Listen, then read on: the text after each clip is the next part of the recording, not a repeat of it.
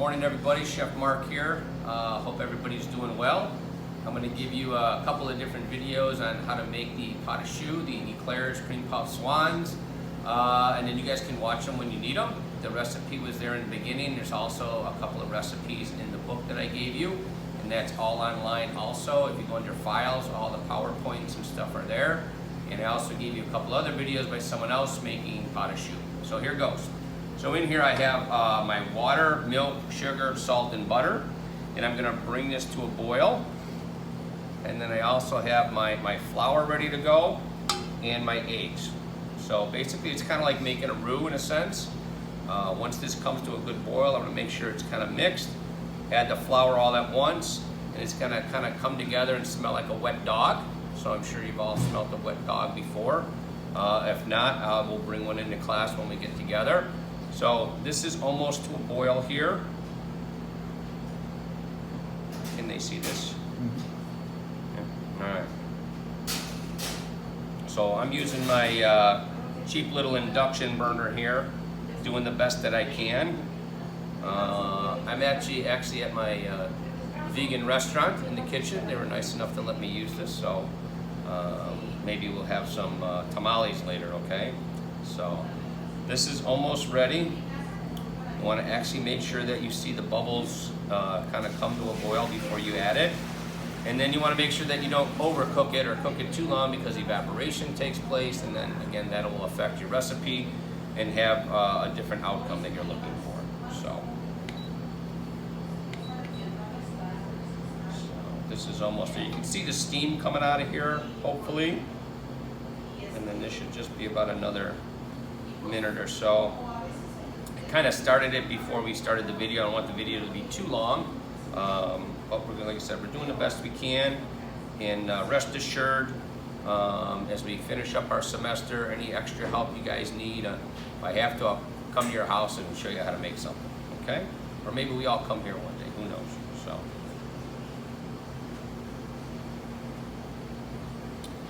All right, come on, baby, boil. There we go. We can start seeing it coming to a boil.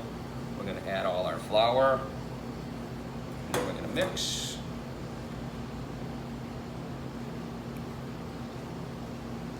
I guess similar to you when you guys were in 112, making a roux in a sense, kind of that same kind of a mixture.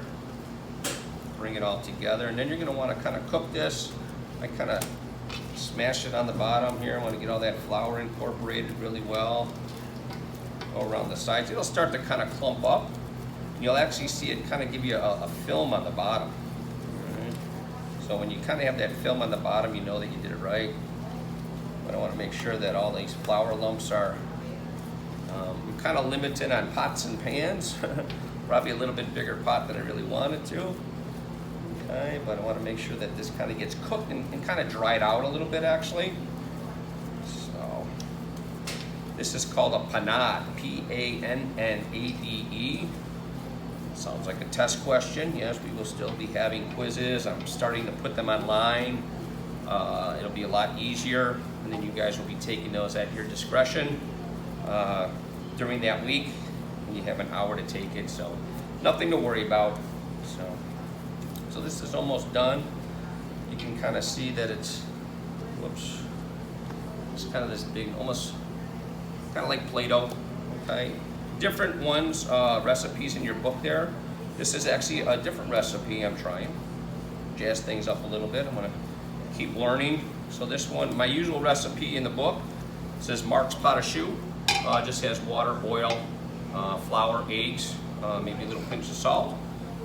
This one actually has milk, water, butter instead of the oil, and then the flour, eggs, a little sugar, a little salt. If you do use milk instead of water, and if you use butter instead of oil, you're going to get a much softer, darker product. Okay, so this looks like it's done. I'm going to take this off and put it into my mixing bowl with a paddle.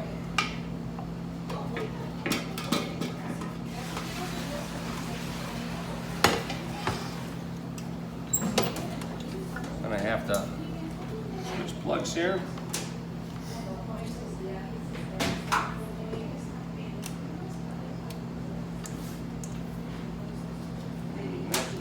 time. There we go.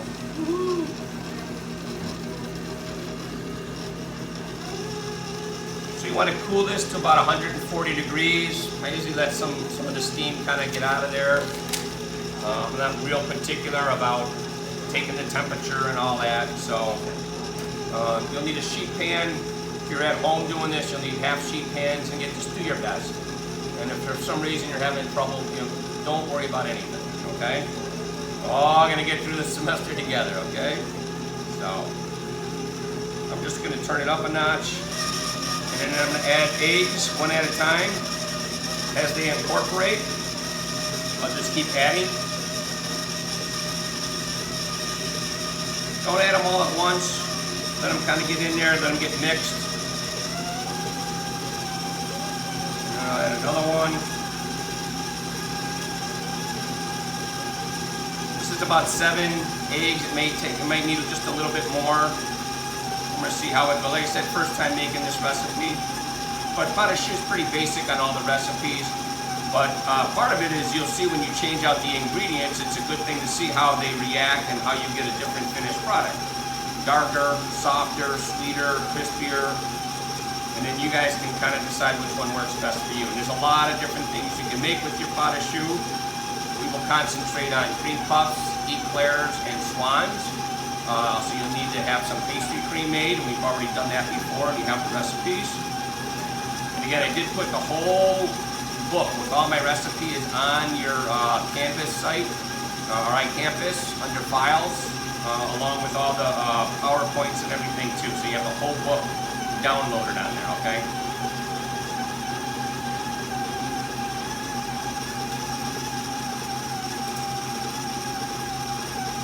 Now some of the other things besides this, they'll make croquembouche, which is used for French weddings, baptisms. It looks like a little Christmas tree. There's also the gâteau Saint-Honoré, which is usually the big thing a long time ago to test your skills, because you use puff pastry, Pate Choux, and pastry cream. It's kind of a circular disc of puff pastry with a ring of Pate Choux and little cream puffs on the outside. And then usually a pastry cream and then fancy whipped cream on the center. And then the last one is the Paris Brest, which is kind of like a donut. It has almonds on top, even though sometimes they burn. And then it's usually filled with a praline or hazelnut cream, which again, it kind of goes against what people usually say is, what's on top is what's on the inside. So, but you can really fill it with whatever you want. So this is okay with the eggs. I don't have to add any more. I'm gonna kind of push this down a little bit.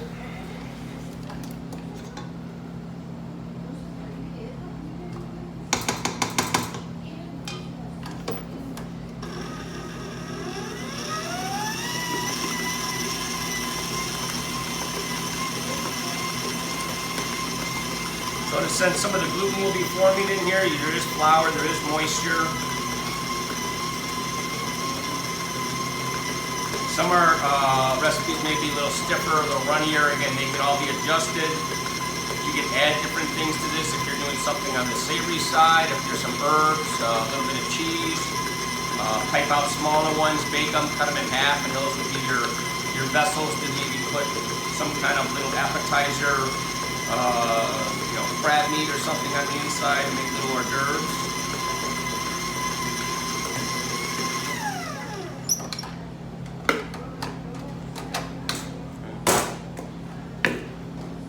So when it kind of runs down, this one looks a little bit runnier than my usual one, but we're going to go ahead and give it a shot. Let me stop there.